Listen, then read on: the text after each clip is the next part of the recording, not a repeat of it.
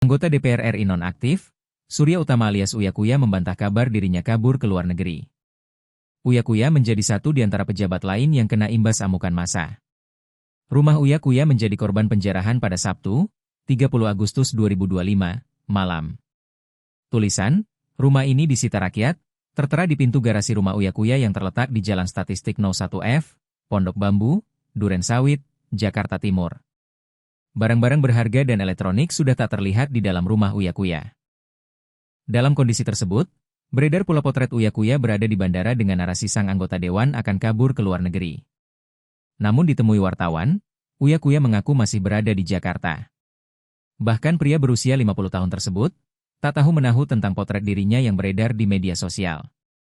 Saya nggak tahu, wacana apa kabur ke luar negeri itu, sahut Uya Kuya dikutip dari YouTube Intens Investigasi, Minggu, 31 Agustus 2025.